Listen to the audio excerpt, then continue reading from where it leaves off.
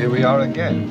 조금 쑥스럽기도 하고 제가 이렇게 한국말로 얘기하는 거 누구도 못 알아듣지만 like the word 마스키어서 I don't know anything about you anyway. You're from Italy, aren't you? See? You know what I mean? Yes, I know exactly what you mean. Ciao, come stai? If you still want me, yes. I could do some of the things I've always wanted. Like what? I'd like to do just whatever I like, the whole day long. Why don't we do all those things together? Enjoy lifetime study.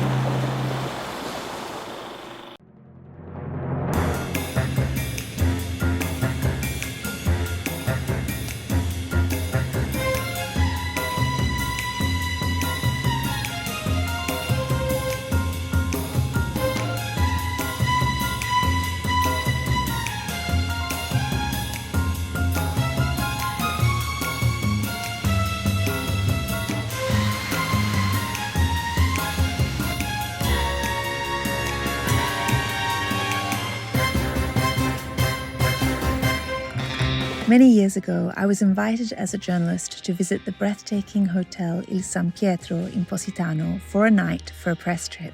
But this is the story of how, filming behind the scenes of the hotel, I fell in love with it all, the history, the food, the people, couldn't bear to go home, and decided to move to Positano.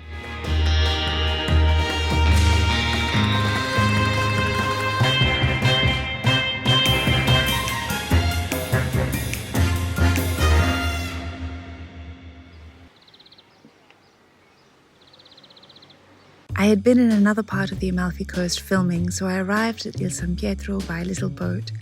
From the water, you can barely distinguish the hotel from the rock and the greenery. It was purposely carved with natural lines to blend seamlessly with nature. Carlino, the uncle of the current managers, apparently told the builders no straight lines. He wanted curves, architectural spontaneity, and mostly for it to harmonize completely with the land itself. Apparently, everyone thought he was crazy for building so far out of the town of Positano, even though actually it's only a 5-minute walk or drive, but there was no other hotel that far out at the time. Some people just have a vision of how things could be, even if everyone around them can't yet see it. The guys just took my luggage and then they told me to go into this cave, and apparently there's an elevator to go up into the hotel. It just honestly feels like a scene out of James Bond or something.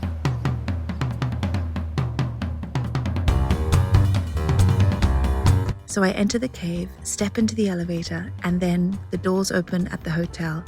An intoxicating dream of light, bougainvillea, vivid Italian tiles, and beauty.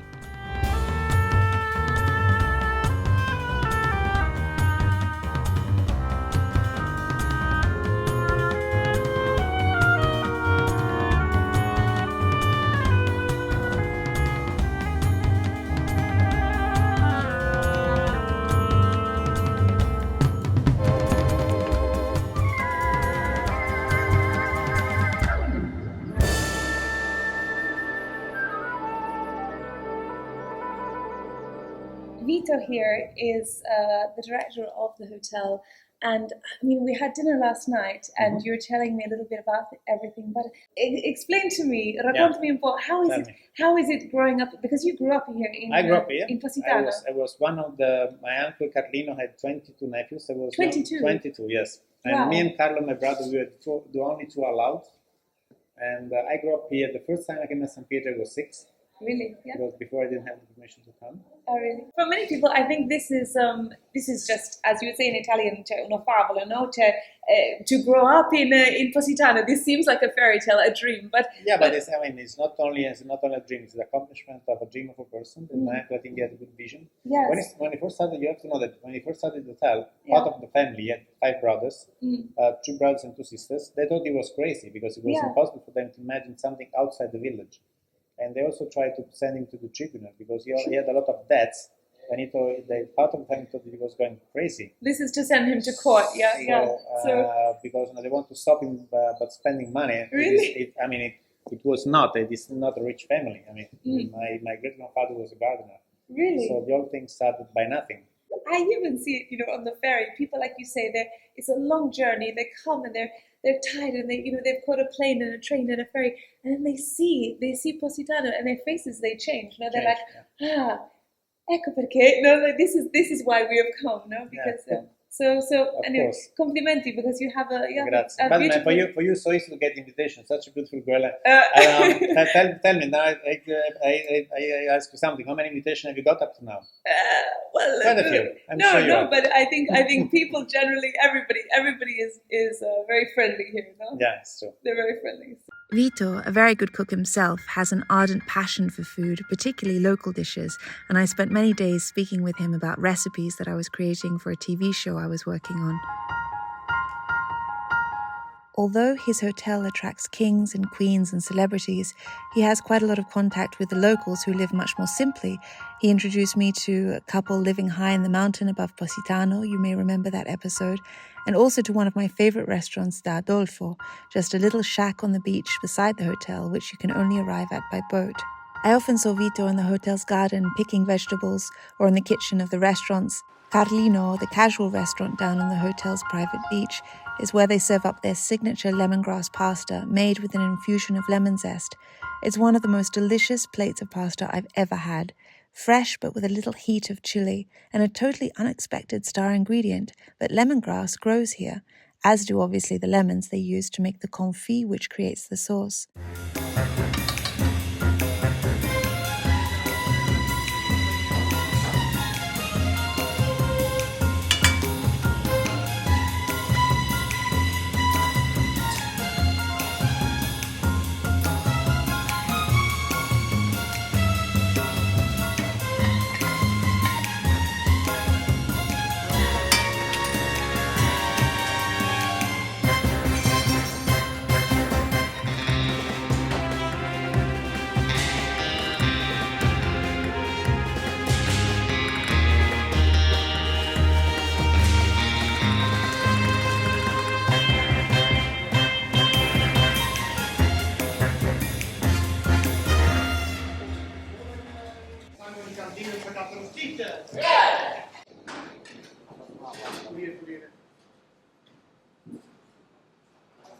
Then there's the elegant restaurant Zas up on the terrace, which is Michelin star and run by the extraordinarily talented chef Alois. I spent a night discreetly filming behind the scenes of this restaurant to see what it takes to produce Michelin star dishes.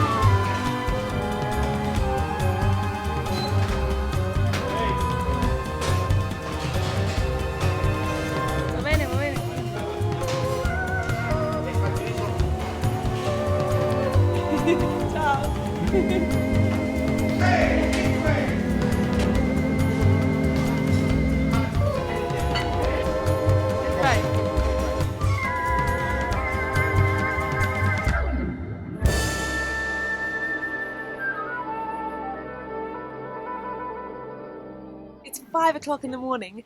I am a bit crazy. I volunteered to get up this early because I really wanted to go to the market, the fish market with the chef. He's waiting outside. He's going to drive me there in the truck. Oh, I love how serene it is in the morning, like super early. And when, you know, the Amalfi Coast is just still waking up. There are no honking horns or anything. It's just really quiet. And the air is so fresh and cool. It's going to be 33 degrees today, I think. So during summer or even spring, you want to get up nice and early to just enjoy the Amalfi Coast when it's nice and calm and cool. It's really special. I have to get going though. And I'm with the chef of Il San Pietro. How are you this morning? Great. Great. We're going off to buy the best fish of the whole Amalfi Coast. It's true, no? There'll be nothing left for anyone else, vero? No. Noi prendiamo... Tutto. Yeah, we're going to take everything. Chef Alois, he's basically driving the car like you drive a Formula 1 racing car. So I don't know why you're a chef. You should be doing the Grand Prix or something, no? For sure. Wow, like it's crazy. And the streets of the streets of Positano are already quite windy, but he's just taking the corners. He's like, no, it's fine. Around 5 a.m. there's no one on the street, so we can go super fast. Okay, va bene, mi fido di te. I trust you. So if we make it alive to the fish market, we are going to buy. What are we going to buy? Like all local things that comes in from. It depends. Sometimes it's dentishes, sometimes it's scorfano. Yeah. It all depends. You will see in the market. Okay.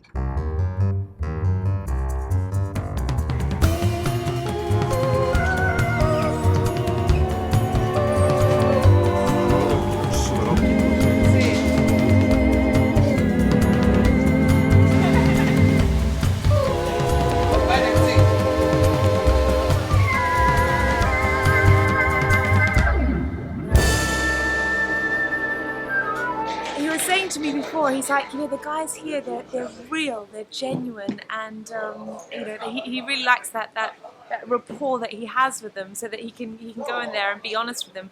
But he said, even though they're super friendly, he doesn't stand for any nonsense. I mean, he says, when you're buying fish, it's black and white, either it's good or it's not, and if you don't give him the best quality, he has no time for you. So. I think he's funny. He's quite he jokes around and everything, but when it comes to like buying the produce, he's quite serious. And he's saying, it doesn't matter. You have this friendly kind of rapport, but he said if someone doesn't give me good quality, that's it. Basta. Wow. E come si chiama questo? Ricciola.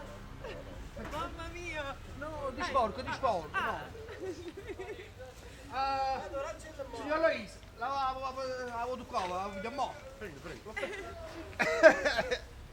Signor Luigi. È pesante, it's so heavy. Che c'ha, It's so heavy, ma quanti chili? Essere una decina di chili. 10 kg. 10? This is 10 kilos. You only got 10 kilos. So can you tell me quickly while we're waiting for the bill, how many times a week do you come here? Martedì e venerdì. Ah, okay. So Tuesdays and Fridays. 2 times a week. Yeah, and today the market was quite small. Was not too much fish, but normally Yes. on Friday it's a huge ton of fish. So Okay. they're buying lots more. Yeah. And why this place in all of the Amalfi Because Coast? it's the only serious place. Because all the other places they will offer you first time very good fish and then slowly Yeah. it goes down. Ah, okay. Here I know I've always the highest standard what I want. Yeah. And they give me the best they have from the shop, so I won't find it differently. If I go to the big market in Naples, I never will find the same quality of fish as I Oh, can really? find here. Yeah. Oh, that's interesting. But then Naples is quite dangerous, so I prefer to come here. Yeah. They know what I want to give me the best fish. So. What do you mean by dangerous? Like in terms because of? it's a different world there. Yeah. If you want a chance to go there, it's difficult because if you touch a fish that's not yours, they can kill you for that. No. But it's not. I'm not kidding. You can ask him. Really? No, a Napoli quando prendi il pesce che non è tuo nel mercato ti ammazzano. It's very strange. Very strange world, Naples. Naples is terroristi. full of terrorists, cameras and terrorists. But questo mittente,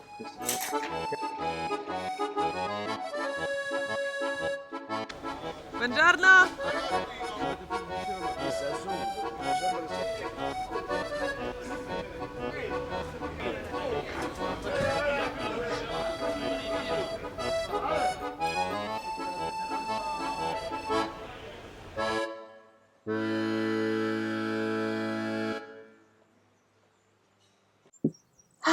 Wow. So it's a bit of a difference to go from the sort of gritty, dirty fish market to this, which is so elegant, and they just have classical music playing, and you can hear the birds chirping, and I'm looking out over the water. Wow. I freshened up a bit. I went back to my room to wash the fish off, and now I'm going to check out the breakfast, because apparently the chef was telling me, he's like, you have to try it. We have like 12 different types of bread, and I must admit I am starving. I've been up since 5 a.m. so let's go see what they have. Mm-hmm. Oh, look at these. These are croissants filled with crema di pistachio. You see, pistachios are very popular. You'll see them in a lot of sweets here in the south. Mm. Mm.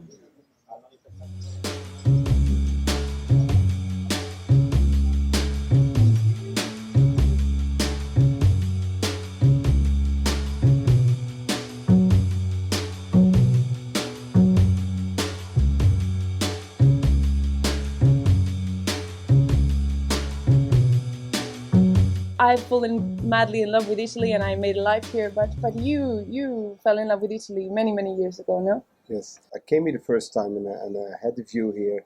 I had the luxury of simplicity. Yeah. Saw how people living here, quality of life. Yeah. That's what all about here in Italy. Yes. And I think when you can wake up every single morning with a view like this, with the quality of life, I think a lot of people dream of a life like this. But do you remember when you first saw Positano, no? And do you remember like how? No, how you felt, I remember. I still look at Positano if it was the first time, because even driving with my Vespa to Sorrento, go around to Positano, it's still like I see things. Even if I see it like a million times, I see things like, wow, I haven't seen this before. Why? Yeah. How come? So that's what was so brilliant about this place. And the thing is, because when I was in the car with Alois, Chef Alois, No, Chef Alois. no, well, when I was, I can't pronounce your surname. You have to pronounce it. Van Langenacker. Okay. It's quite different. Yeah, I can try with the Italian. I'm set up with his name, but I can't change it, so I have to deal with it. No, but when I was in the car with Alois, you know, I am still thinking. I mean, I live in Italy, but still, for me, the Amalfi Coast is, wow, it takes my breath away. And it was interesting to me, because to be in the car with you in the morning and you're still looking and saying, I was driving too fast. She was complaining. Yeah, I don't feel good. No, like all women do. No, They're excuse me. No, yes, it was yes. Okay. It was my fault. I came a little bit late because I was only 20 minutes. Ma scusa, I was I was preparing the okay. camera. I'm just joking. But no, it's good. It's good to see this, because sometimes I think that you know, you can think about Positano and think, oh, it's just a place for glamour and chic, and you know, the tourists come. But being here and meeting you as well, I've discovered that there's also this other side of Positano that's very real and very. And the real village style. Yeah. The real life is behind all this. But it's a nice life, because Yeah. it's not the life when you live in a big city like New York or Japan, where you wake up in the morning, traffic, noise, whatever. Here you wake up soft. Yes. Work is hard, but it's different. It's completely different. Yeah, because I mean, Alois has lived and worked in many countries. You're super international, no? Because you're from the city of. I'm from Belgium, but then I went to France. I went to Japan. I went to New York. I went back to France, to Saint-Tropez, and Italy. I'm always traveling, because I'm a very curious person, and I want to discover. I want to see. I want to know how people live. I want to do so many different things than outside of my kitchen, because I think that's what making life so interesting. doing not only your job but other things. Like a couple of years ago, I was in Cameroon. I was doing social work with the Red Cross to help people, poor people, in their needs. That's what makes my life so completely different. I like to do so many, and people sometimes look at me. What are you taking every day? You haven't. What drug you're taking? Tell me. But I'm not taking. It's natural. Yes. Sometimes it's too much, but that's how I am. So I find that you are very Italian. I think because I see you. I know that you are preciso. I mean, preciso in Italian means very precise, but you have to be, as a chef, you have to be disciplined, and you have to know how to run a kitchen. But I think I see in you, you're also, you know how to. Yeah, a lot of people tell me that when they see me the first time, they say, yes. Are you Italian? I say, no, 100% doesn't matter. I don't want to be an Italian. But I love to be in Italy. But to be an Italian, no way. Because the way you come from, that's where your origin, so you can't change it. I'm from Belgium. I love Belgium. Even if I go for a couple of days a year to Belgium, it's not a lot to see my mom and my brothers and sisters. But a lot of people tell me, but because I like the way they do with the hands, with the scooter, the way they dress. It's all about a different way than we have in Belgium. Like for instance, here you walk on the street and a lot of people stop. You need a lift. Like in Belgium, you will never find this. People are living on themselves. Here you can find a small 500 Fiat with 6 people inside. In Belgium, you will find every single car with a single person inside, and that's what's nice about you. It's this casino. It's a big casino. Yeah, a big mess. On the end, it gets organized, but it's a big mess. Yes, yes. Like that's cool about everything. No, in fact, this is what I love about the Amalfi Coast as well. Is because nobody, if you are without a car or a Vespa, it's okay. You know, nobody even catches the La Cita, the bus, because when I've been with friends, they're like, oh no, Kylie, but prima o poi, sooner or later, someone will come along and we'll just get a ride, un passaggio, sure. no? Sure. And this is what happens. Is true, because I remember I was I was just waiting at the bus stop after going to the beach, and this couple, they stop the car and they say, ma signorina, are you going this way? We're going to Conca. Come and we'll give you a lift. That's beautiful. This happens here, no? It really happens, and not just because it's no, but because they do it because they feel like doing it. Yes. It's not like that they're forced to do it. No. It's just natural. Yes. And that's what's different in the colder countries like Belgium and Holland. It's sometimes it's just because it's forced. Here it's natural, and that's what's beautiful about this. It's really beautiful. Yeah, but I think you are Italian. You have certain aspects of. Don't tell me I'm Italian. No, ma scusa, è un complimento. It's a compliment. Thank you so much. No, but aspetta, let me finish. Aspetta, let me finish. No. Because I think you're Italian in the way that you know how to also enjoy life. I mean, you work very hard. I've seen him all of last night. Mamma mia, he's yesterday working. was quite calm, but normally. But also you know how to godersi la vita, to enjoy the life, because you are up in the morning taking a walk with your dogs. It's important to enjoy life, because life you've just one life. And then I often say it, and it's strange to say it, but if the good Lord would call me now, this very moment, I would not regret, because I've done so many things that a lot of people can't do in 2 lives. So yes.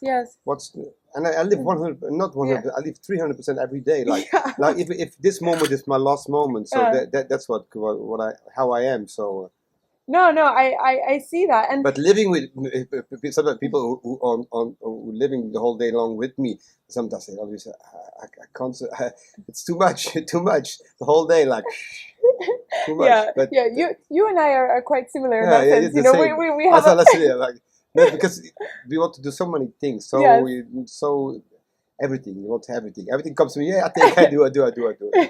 Yeah, but I think also it's a case of you have a lot of energy, and but I don't know if it's the same for you, but for me, I feel like this land, the mountains, the sea, all of it recharges me, mi ricarica, no? It recharges you. And so I think for someone who has a lot of energy, this is a good place to be. But you will see. I've done the globe completely.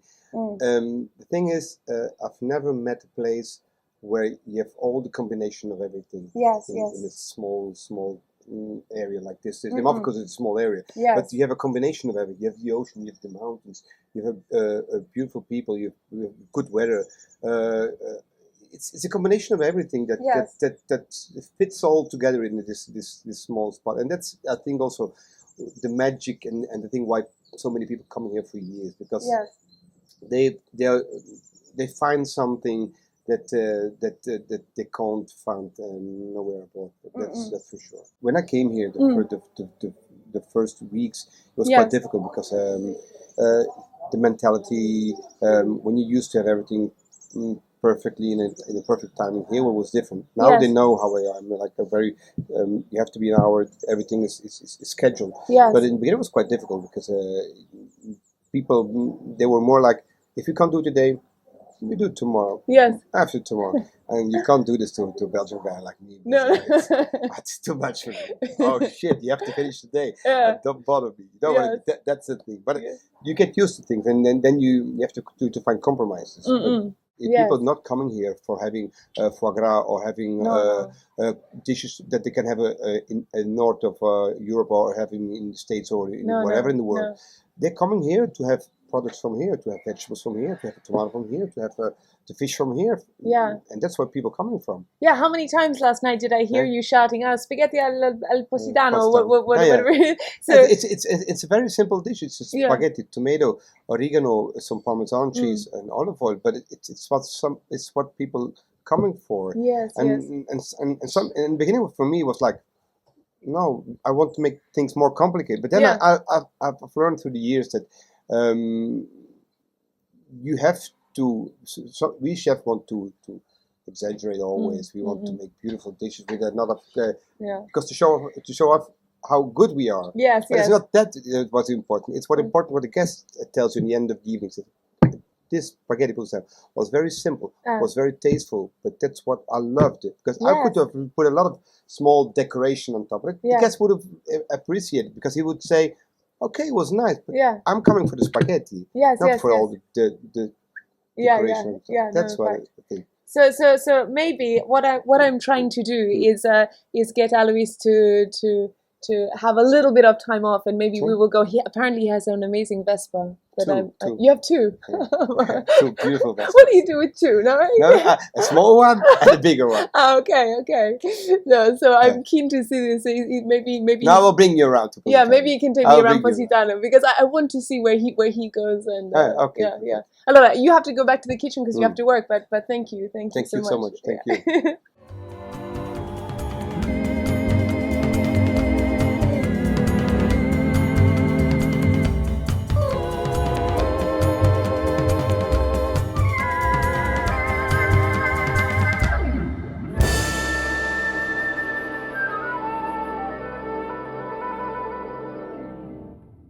It's so cinematic here. You feel like you're in a scene from a film, and it's because I'm passionate about all these films from the 50s and 60s. For me, it's just a dream. While I'm waiting here for the boat, the guys at the bar just came over and said, we've made you a surprise. It's latte di elefante, which is milk of the elephant, and it's made with lemons and almond milk. It's sweet and refreshing and delicious.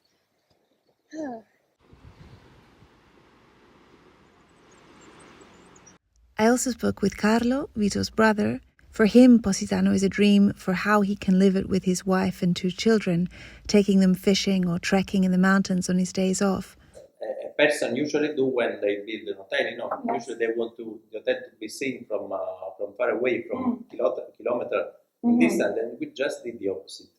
We since the beginning, we try to be discreet with the nature and discreet with the guests. Last night, one of the women came to turn down my bed, to change the room. And we ended up speaking for maybe 40 minutes because she was so... That's why I didn't see her. I'm sorry. Now I get her in trouble. No, but this is what I find so charming, is because she wasn't. It's not the same type of service that you normally get in a 5-star hotel, because it is really personal. And this woman, she spoke to me and she said, I've worked here my whole life, Before that, my mother worked here, and she said, "Do you know what? If it weren't for Il San Pietro, Positano would not be. It would be a different thing. It would be a different town because she said this is we always say that we are blessed here in Positano because this hotel has really kept the economy alive in Positano all through the decades, no?" What you telling me, it's probably the biggest, the nicest thing I could ever hear from our employee, and because we are happy when they build a family, when they buy a new car, when they fix a new house, or they this is the reason we work so hard in the hotel, not only for business, because for us this is not only a business, it's a part of life, it's a mission. So, tell me about, I don't know if it's too personal, but I'm intrigued by the way you're raising your children because they live a very healthy life. You take them on long walks, and I try to, yes. And they don't drink soft drinks, which is incredible. I mean, they don't drink any Coca-Cola, and you're telling me how did you? I try to give them an healthy life. But the nature around here, like in the hills, the trekking is incredible, no? Trekking is incredible. There are hundreds of nice spots for trekking. Sometimes I do also make a mistake. Like last Sunday, we were supposed to go trekking for 5 or 6 kilometers. We ended up in a wrong trail, and we did 15 or 16 kilometers. So, but this is good. I think this is the way my sister and I were brought up in the same way. And my parents were always saying, "No, don't just watch television. You have to go out, and we're going to take you for long walks in the mountains, and you're going to eat fresh, good food."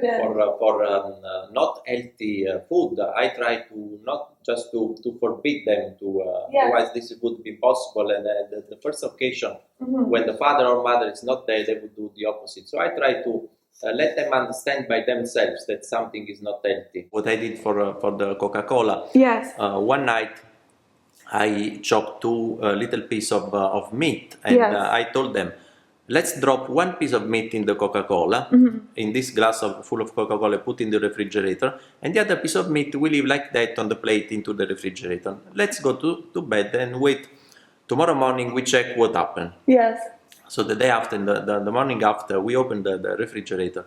So the meat was completely melted, was corrupted from the Coca-Cola, like Coca-Cola was an acid. Yeah, like acid, yes. And the other piece of meat was integral. Yes. And so they my son Giuseppe and Virginia, they said, "Oh, so the Coca-Cola, if we drink Coca-Cola, it does the same into our stomach." So they convinced, not to, that was better for them not to drink Coca-Cola. I know you work very hard, and I always see, I see Carlo in the office until like midnight last night, for example. Well, sometimes I leave the light on and I go.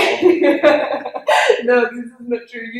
You work very hard, but from the outside it seems very, very idyllic. You have a beautiful wife, you have a job which you're passionate about, you have children who are so affectionate with you, and so they're really, you can see that they're very cultured and very, very polite, and then you spend your weekends going scuba diving and trekking in the hills with your family. This, for me, this is like the dream. No? This is I don't know whether I just see it with rose-colored glass, but.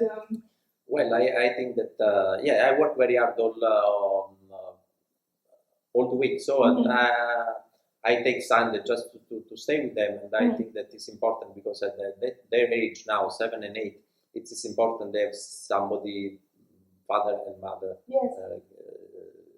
telling them the right things to do, because at that time they do absorb everything.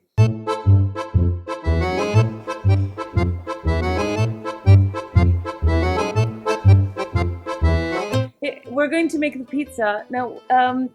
This is one of the most beloved things in Italy, no? Io posso anche tradurre se non mi segui in inglese. No, non ti seguo. No, però dico che la pizza è forse la cosa più amata in tutta l'Italia, no? Il mondo. Sì, in tutto il mondo, in all the world. This is incredible. Like, Antonio makes pizza looking out over the sea, no? Tu fai la pizza e guardi il mare, cioè Sì, perfetto. perfetto, bellissimo. Come posto, Ah. stupendo. Sì, Un po' di tutto. capito? Fai tu? Devi schiacciare, Scacciare, ah, ok. solo Così. schiacciare. Sì. Va Va bene? bene? Un po' così, Sì. va. Sì. Ah, ok. Un po' alla volta, Sì, sì, sì. No, sempre, le mani devi tenerle sempre Qua. sì. Ok. Con questa tieni ferma Sì. e questa tieni ferma. Ah, ok. Non al centro. No, al centro viene da solo. Ah, ok. And your face is like. No, lui lo fa. Sei deluso. No, è lui che l'ha fatto. There's a gentleman sweeping the floor here. He's watching me. Vedi? He's saying it's the same. Uguale. Insomma, Same. it's not so much the same. But okay, so it's important not to put your hands in the middle, just to keep them around the edge.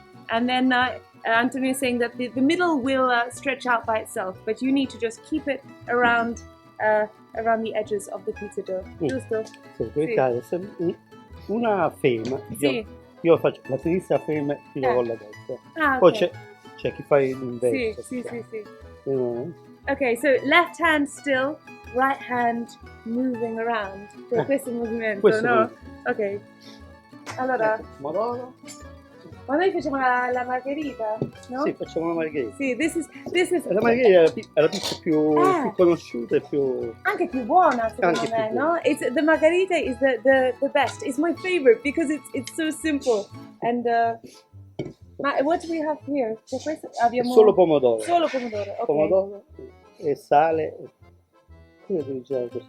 Sì. Un po' di parmigiano. Poi ci mettiamo il fior di latte, la mozzarella. Okay, So we put a little bit of parmesan, parmigiano. a little bit of mozzarella, fior di latte, okay, and then a little bit of olive oil. So here they just serve the pizza as soon as you walk in to the restaurant. It's just a given that you will eat pizza, and as you're deciding on what to order from the menu. But for me, I don't even need the menu. I could just have pizza and that's it, no? Un po' di basilico ed è tutto. Eccomi. Okay.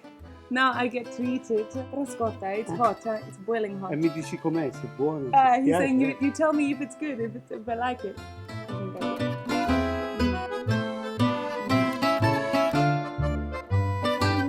Va bene?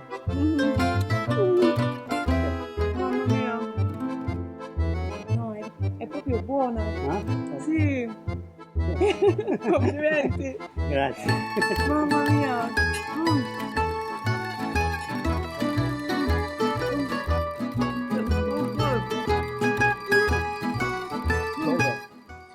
Grazie. Sì, con la camicia bianca è un po' difficile. Wearing a white shirt and making pizza perhaps not the best idea, no? Antonio, grazie veramente. Ma abbiamo anche un'altra, no? Cioè, we have another one.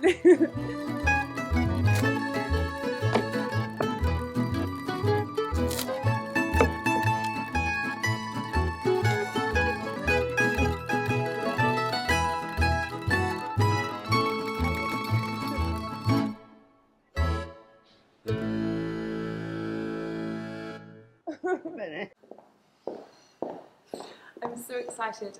Chef Alois has just said I can go up into the bakery and see how they make the bread, the croissants. I mean, they make everything in house here, and it's just like, I mean, the whole kitchen, everything. It just feels like it's Santa Claus's workshop or something. Okay, so the great thing here is that everyone keeps asking me, signorina, would you like a cafe? And this is wonderful because it gives you lots of energy to last all day long. Now, this is so cute. They come with a little cappello, a little hat on top to keep the coffee hot. And I'm about to go into the bakery where they make the croissants and the bread, and the chef always was like, Kylie, you can just go in there and stay there all morning if you want to. And I just can't wait because the bread here is amazing. So have the coffee and let's get into some croissants.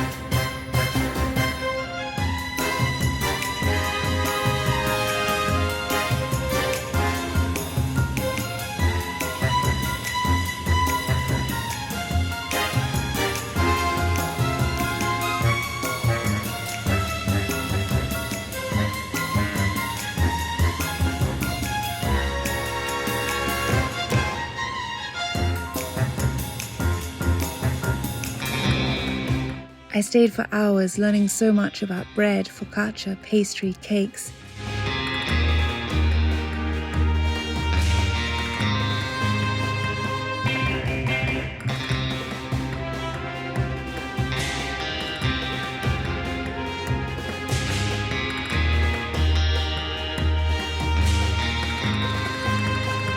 In the end, the team invited me to stay for their lunch break. And what do they eat for their lunch, you might ask? Mozzarella di bufala, seafood pasta, salad, and of course, focaccia hot out of the oven.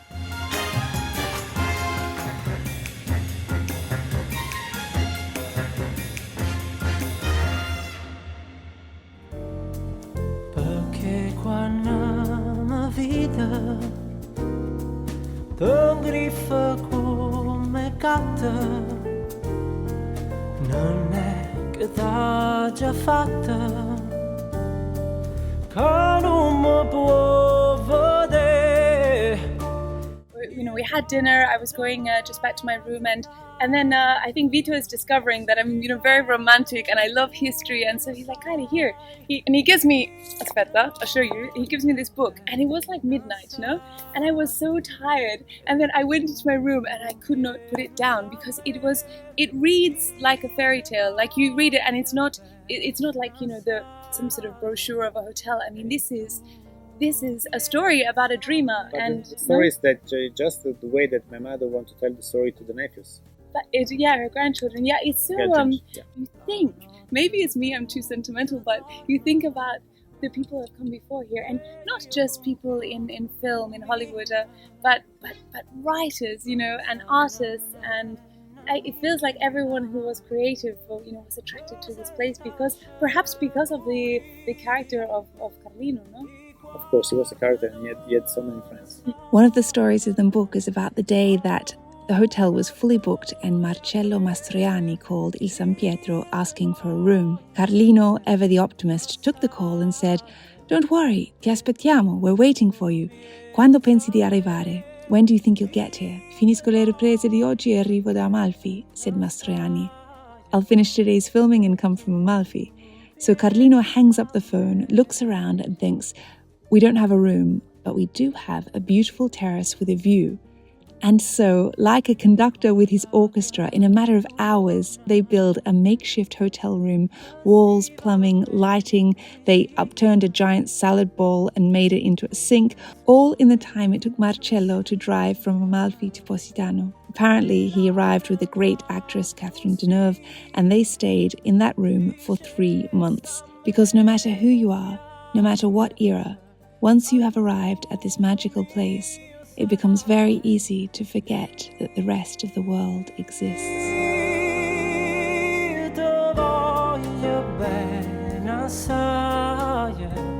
E tu non pensa a me, io ti voglio bene assai, e tu non pensa a me.